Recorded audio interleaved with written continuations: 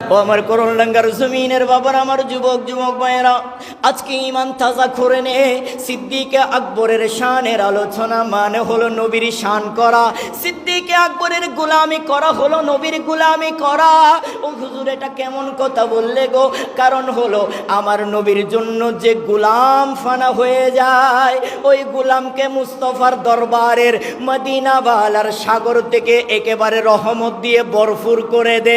যার কারণে আবু বকর আর আবু বকর নয়, মুস্তফার দরিয়ার মধ্যে যখন ডুব দিল, মুস্তফার প্রেমের সাগরের মধ্যে যখন ডুব দিল, আবু বকর হয়ে গেল সিদ্দিকে আকবর।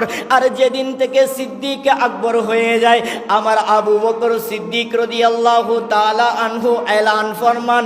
হযরতে আনাস রাদিয়াল্লাহু তাআলা আনহু থেকে রিওয়ায়াত, আমার আবু বকর সিদ্দিক বলেন, আমি যখন ছোট অবস্থায়, কোন অবস্থায় বাবা? আমি যখন ছোট অবস্থায় মক্কার অলিতে গলিতে, মদিনা শহরের বলি নয়, মক্কার মরুভূমিময় মালুকানাময় মাঠের মধ্যে যখন ঘোরাঘুরি করি, হঠাৎ করে একদিন একটা গাছের নিচে বসলাম, একটা গাছের নিচে ছায়ার মধ্যে বসলাম। হঠাৎ করে গাছ থেকে যেন এক আওয়াজ বের হয়ে গেল।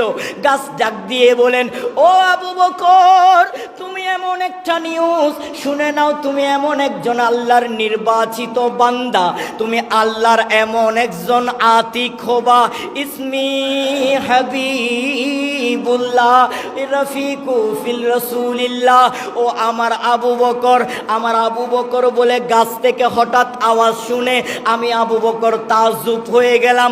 গাছ ডাক দিয়ে বলে, আবু বকর রে, মক্কার জমিনের মধ্যে কিছুদিনের মধ্যে এমন একজন আল্লাহর বান্দা নবুয়ত প্রাপ্ত হবেন, ওহী পাবেন, কুরআনুল কারীম গ্রহণ করবেন। আবু বকর বলে, ও গাছ, সেই বান্দার নাম কি? ওই গাছ ডাক দিয়ে বলে, ইসমে মুহাম্মদ। আবু বকর বলে, ও গাছ, তিনি তো আমার প্রকৃত বন্ধু, যার সাথে আমি চলাফেরা করি।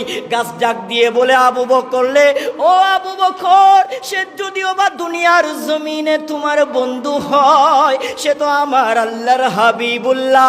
আমার আল্লাহ রাব্বুল আলামিন তাকে হাবিব হিসেবে কবুল করেছে। নুজুলুল কুরআন দিয়ে নিয়ামত প্রাপ্ত করবেন, নিয়ামত দান করবেন।